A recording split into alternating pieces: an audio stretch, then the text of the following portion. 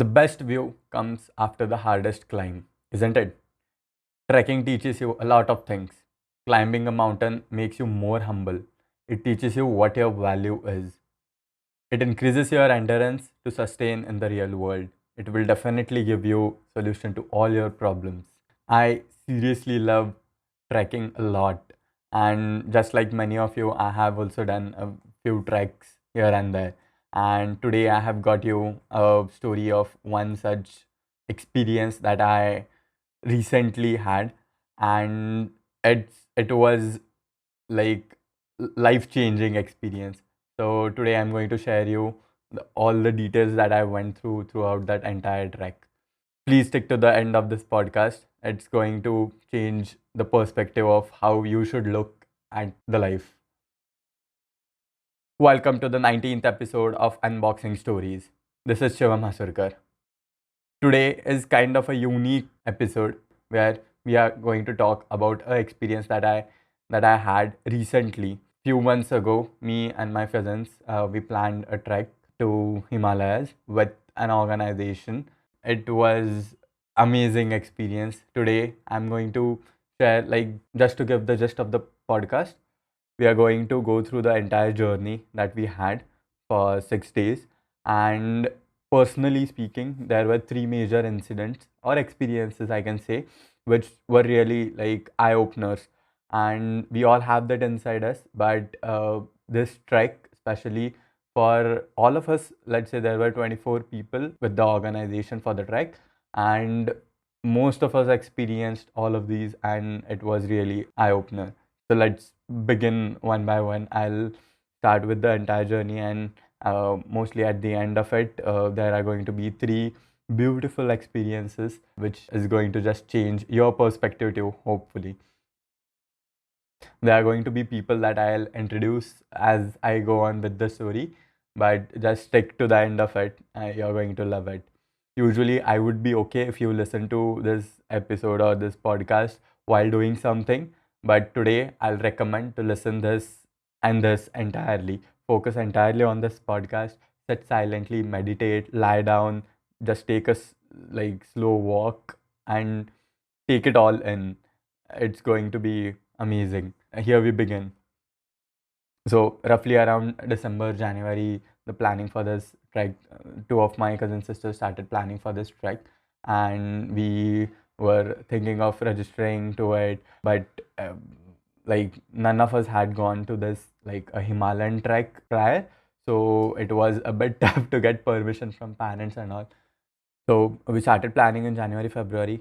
I was in a completely different mindset when we were planning and packing and booking the dates for this trek or booking flights. So all of the things were handled by my sisters, and they did all the planning to like everything. I as usual I just said, if you know me, I just said I'm in, but the planning needs to be done by them because I was in a completely different mindset that time. I hardly knew where we were going until the 11th hour, and what I just knew was we are going for some Himalayan trek. Slowly, the D day, the day where we leaving for the trek arrived, and I did some basic packing. We went just directly for it. The trek was organized by an organization called India Hikes, and it is one of the reasons why this trip has been a very beautiful memory for all of us. And I'm sure for the rest of our lives, it's going to stay with us. We could never think of all the surprises that were coming our way. The D day came, and after going through all the packing, we left from Pune to Delhi via flight.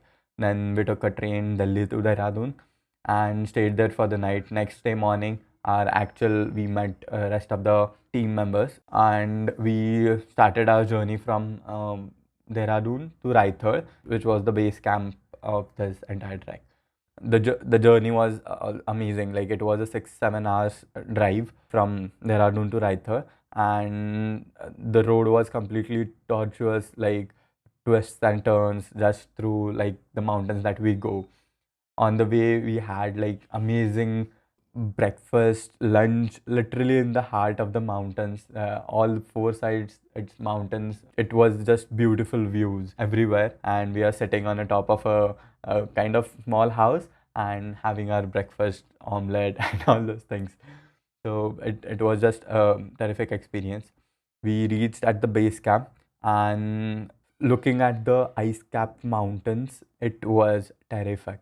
It was like beautiful.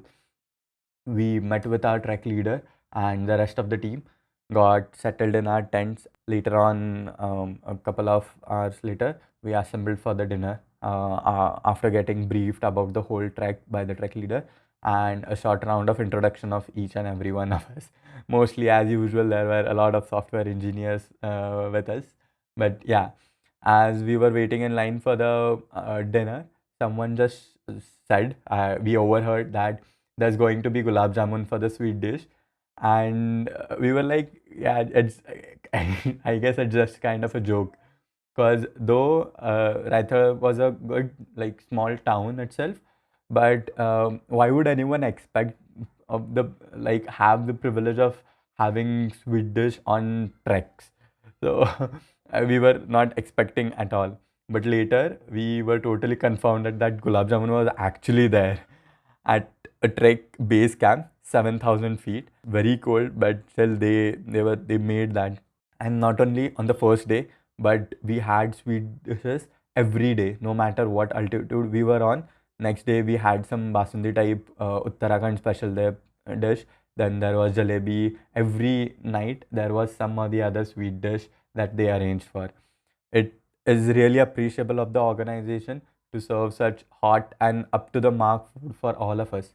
Once in a while, even at home, like, we eat the food that was prepared for lunch in the dinner, like, completely cold.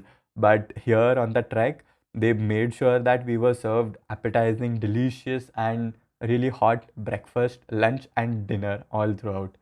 Next day morning, after looking at a beautiful sunrise, the 24 of us started trekking along with our trek leader and two local guides who were like who knew ins and outs of the entire trek.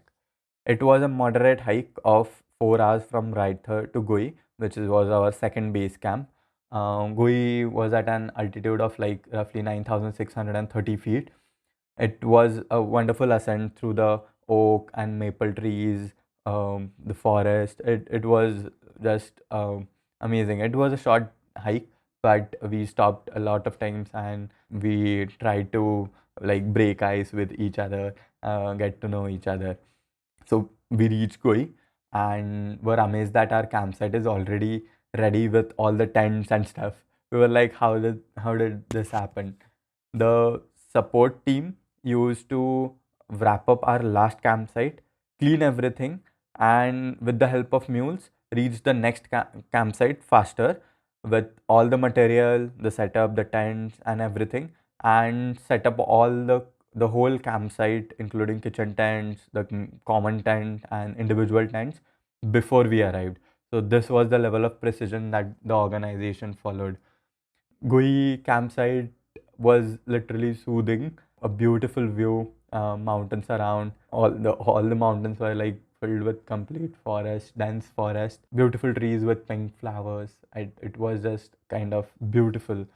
So on the way from, as I said, from Raithar to Goi, our trek leader had like assigned us randomly to make a pair and get to know each other, like kind of ice breaking session. So before dinner, we got to introduce the partner that we had throughout the trail, and we had dinner, which was amazing again. And later on, we four cousins, we planned to play some cards in our tent before sleeping. Everyone was bed back to their tents and kind of sleeping, but we were like, yeah, let's play some cards. But there was something terrible not terrible, it was terrifying basically. There were like three dogs who were traveling with us. They were like local dogs that were at the base camp, so they followed us throughout the trail and at every campsite. So on the night we were staying at Goi, the three dogs, they were continuously barking. I don't know what. We were so frightened with that.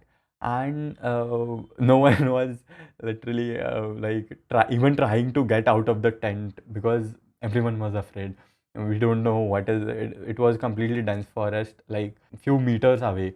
But we just took a quick peek from the tent, and they were barking somewhere at a particular point, and it continued on the entire night. Most of us next day morning were like, we couldn't sleep because of the dog barking. We don't know why they were barking. Maybe they were trying to save us from some animal, or they kind of smelled some animal scent. That's why, or I don't know, but that was really terrifying. Like sleeping in a tent, dogs are barking entire night till morning 4. At a certain point, it was like that when the dogs were barking, it was like it's safe that the dogs are barking. If they stopped, we don't know what's happening outside the tent. So that was kind of the scene that happened on Gui night that we stayed there.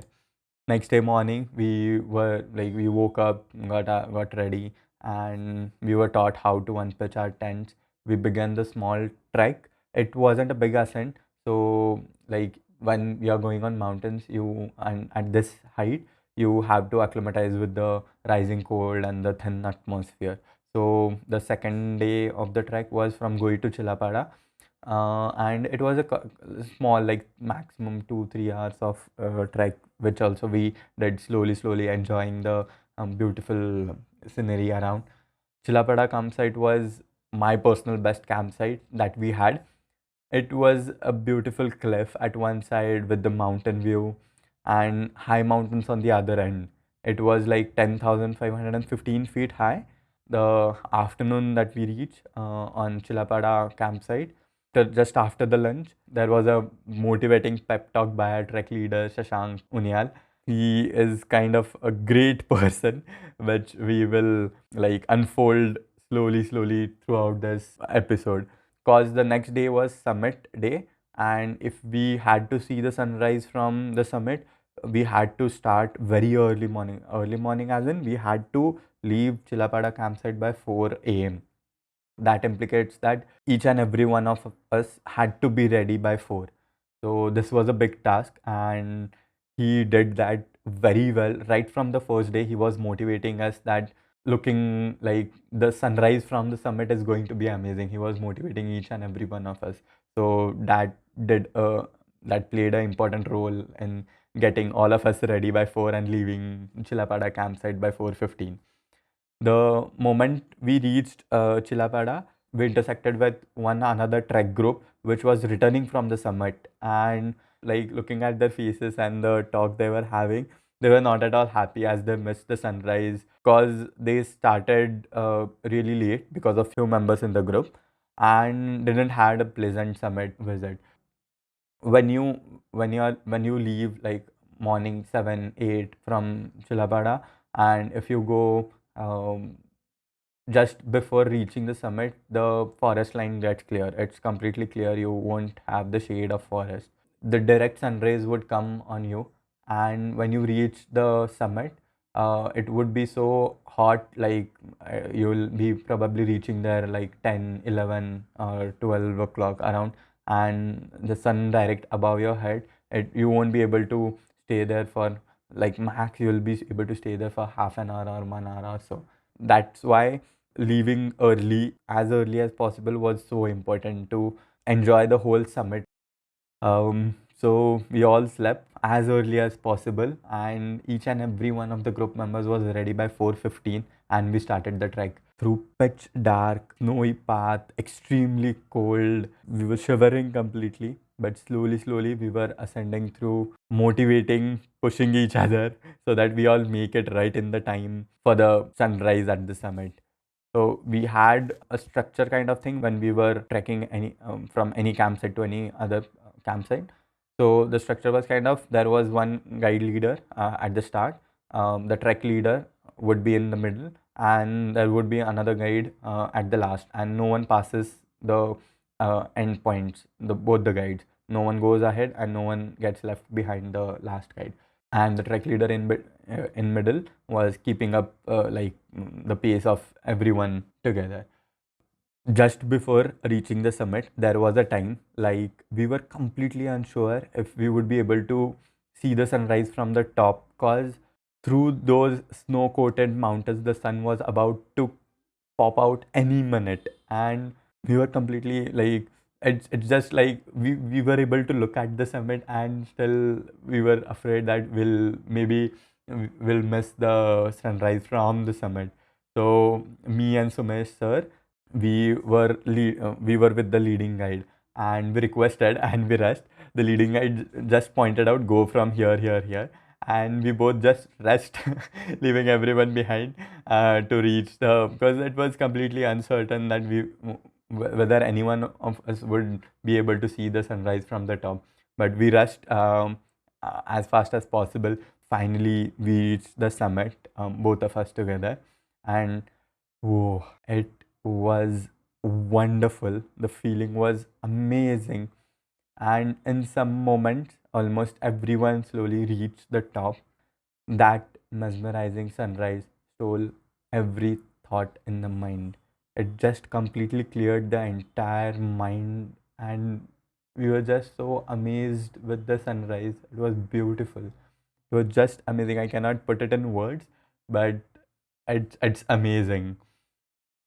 We were at almost 12,000 feet, and it was cold, a little bit warmth from the sun, the breeze of the cool air. You look anywhere, it's just white snow. It was beautiful. So here starts the first trek experience, the first major experience that I mentioned about.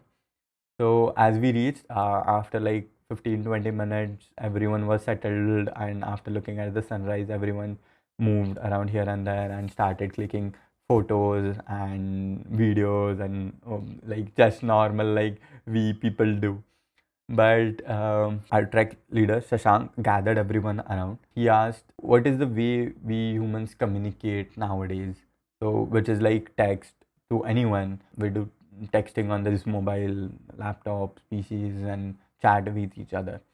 But in today's world, not every message that we type gets interpreted in the same way that we have sent it.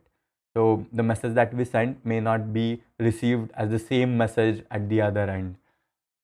Even when we are typing, most of our keyboards are suggesting us, prompting us the words that we type halfway.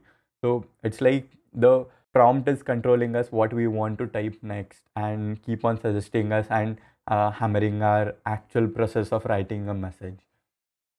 Even there, the photos we were clicking, just like leaving aside the beautiful view around, we were just clicking photos together, everyone. Yeah, it was a good part, but still, he said, we humans have a bit forgotten how to write letters with all the emotions. When we write with the pen and paper, it completely, we embody completely and write whatever we have with full emotions, and that gets reached to the recipient with the same emotions. So he just gave all of us the postcards, and he had got some postcards with him.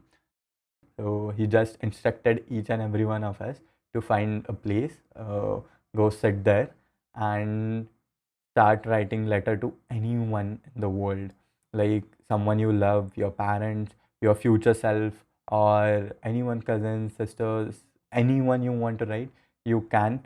And just, it should be a pin drop silence for next 15-20 minutes. So slowly everyone took the postcards, took pen, and everyone scattered around the small summit that we were on.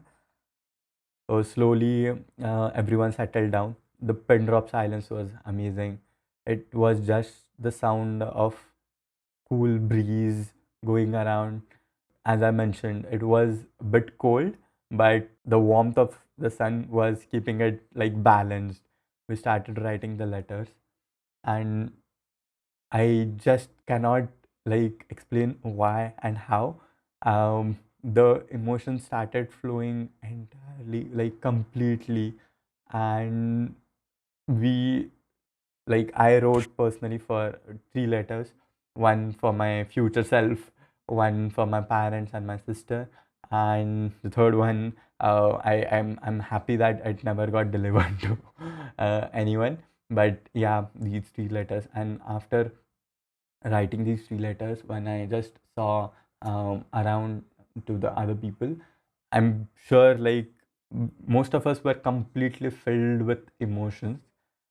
Some of us cried, and I don't know what happened, but there was some magic in the summit. The way the trek leader instructed all of us and asked us to write the letters, I guess it affected each and every one of us.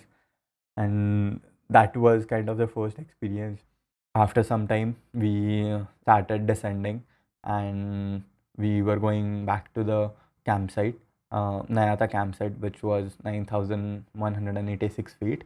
It was really a long descent after the long morning, early morning. But still, yeah, as soon as the sun rose just above the head, we were back in the forest region. So we didn't get so much frustrated with the sun, with the heat or anything. We just went slowly from the forest, and it was amazing. So we celebrated for each and everyone, had dinner, some went to sleep, but some of us stayed because we requested Shashank that can we do stargazing with him. We didn't know anything at all, but Shashank was like, yes, well, I'll show you some things around. So some of us stayed. Later on, after dinner and everything, there were 10 of us, including Shashank, and we walked a bit away from the campsite. When we looked at the sky, it was hundreds of bright, visible stars and thousands of small, dim stars that we could see, and the entire sky was filled, completely clear, filled with stars, and it was just amazing. He started showing us one by one constellations, how which the history of constellations. The first he showed was Orion, the nebula in it, the names of all the stars in Orion, and what their history was. How was the story? He started telling stories about it, the Taurus, the Ursa Major, the Ursa Minor, all those constellations, and it was just amazing. I personally was not expecting all that from him, but yeah, I was completely startled with all the knowledge that he had, so deep and so intense. Somehow, slowly the conversations went from space and stars to astronomy, then astrology, then we went on to physics. Like he was explaining about quantum mechanics and what will happen to neutrons, protons, how did the elements came on Earth, and all those things. Slowly after physics, we moved on to mathematics with probability, statistics, and what will happen, and all those things. And he was so good with all of these. Lastly, we went to philosophy. The discussions and everything ended on philosophy, as usual in every conversation. It was just amazing. He is filled with so much knowledge, and not a single bit of show off from him or anything. No one knew at that point that he was so good in mathematics, physics, philosophy, and all those things. So after that, I was completely in a different opinion about Shashank. It was really great, and most of us were uh, like just started looking at that vast sea. Usually here in city, how many stars could you look on a clear summer night? Maximum 15, 20, maybe more, a bit more than that. But the sky there was just amazing. There were thousands of clear, visible, differentiating stars that we could see.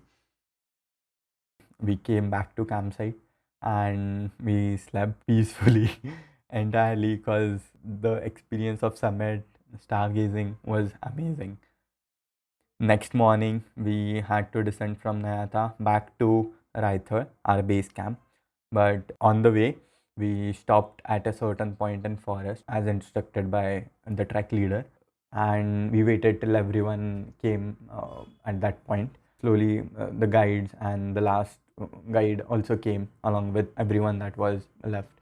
So we were just clicking random photos. Again, it was quite dense forest. Shashank just asked again everyone to gather around. And so we gathered around, sat quietly in that dense forest. He mentioned that he asks each and every one on the trek, on like a lot of treks that he has went. He asks each and every one, and what is the purpose of coming to this trek in Himalayas? And most of them answer like they are here to be with the nature, away from the cities and everything. And this is the most common answer that he receives. And he said that he is really ashamed to have this answer so common, like almost all of the people give the same answer to him. And the reason he mentioned is completely astonishing.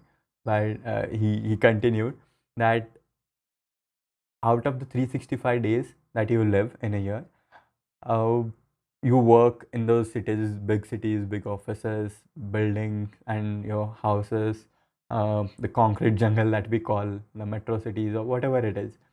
And just for 5 6 days of that trek, you are visiting nature. Why is it like this? Like, if you, we humans ourselves are nature. He just continued, how do you think there's all these elements like oxygen, hydrogen, gold, platinum, whatever, all the elements, carbon, that how did it came on earth? Some meteors might have collided with earth, while the formation of earth, some gases were there which got attracted by the gravity, and these elements got placed on earth. So since the beginning, the as the earth got evolved, it started having some microorganisms, micro living organisms. From that, it started growing, evolving, and then came trees, plants, then came animals, and later on we evolved into humans. So each and everything that started from that same microorganism that we have. And why don't we consider ourselves as nature, a part of nature, and like enjoy this each and every day of our lives? So that hit really hard. And of course, I cannot explain each and everything that he said, but it was just amazing. It hit really hard and deep down inside. But he continued and he said, like, uh, again, the topic of communication somehow came up. And he was like, we humans think that we are like the most smartest or like the most advanced being on this planet. But are we really? Uh, have you ever seen, like, in a forest, there's only one tree that is grown very high, and it is so big that the trees around are not getting the sunlight at all, not getting the water, not getting the nutrients from or minerals from the soil. Have you ever seen like that? Mostly no. Each All the trees are spaced so, like, even if they are really close, they share all the nutrients equally among each other. They share the sunlight. They grow in those directions to get more and more sunlight for each and every one. And no matter how small the plant is, or how big the tree is, it has its own significance in the forest. Where we were sitting, it was just amazing looking from there, wondering what a trek leader was saying, and looking around at all those trees. So he started like, just look inside our brain. How is it? The pulse that pass on in the brain, that is kind of the communication that neurons have. One part of our brain communicates with the other part of the brain. Just come out of the brain and look below the ground, the roots of the trees. How are they placed? So how inside the brain the pulse is created. In the similar fashion, if you look below the ground, the trees, the roots of the trees are spread out around, and they do communicate with each other, the other trees, in the similar fashion. They pull nutrients from the soil, minerals from the soil, just like the structure that we have inside our brain, and the pulse that gets created for any instinct or any motion or anything for that matter. Now come out of get a bigger picture. If you are a fan of space and if you have studied a bit, you'll see that if you zoom out on the entire space or a galaxy, you can see that it's kind of the same structure that our brain is. Do you still think that he asked the question that do you still think that humans are the best in communication with each other? No, right? Like trees do communicate, and he just asked then later on to all of us that go around, find a matching tree for your characteristics, whatever it might be, a big, small, fat tree, green tree, or whatever, any type of tree. Find it, um, get close to it, hug the tree, and just put out all your emotions that you want to share. Just share it like a brother or a sister with that tree, and some or the other way that tree will communicate with its neighbors. Then it will move, and some way in life in future, it's going to help you. It's going to make sure that it helps you right back. So just go and talk with the tree. So again, there was pin drop silence. Everyone like scattered around. There was only sound of footsteps and that dried leaves in the forest. We reached to our respective trees. There was sound of air. There was sound of trees. Um, there was sound of a small stream nearby, water stream, and it was just amazing when we went there. We hugged the tree, and I don't know what happened. I shared it like a god. I considered that tree as a god or a brother or a friend, but I shared everything that was there in my mind, and I felt so amazing after that. We came back, sat again, and he just asked how it felt, and it was wonderful for each and everyone. He mentioned that why you cannot do this in your daily life though. So just go around, find a park, sit around a tree, talk with it, communicate with it, and you'll literally feel loads better than all the problems that you have. And in some or the other way, that tree is going to help you, and your secret's not going to be shared with anyone at all. So do that more often in the wherever you are, no matter what.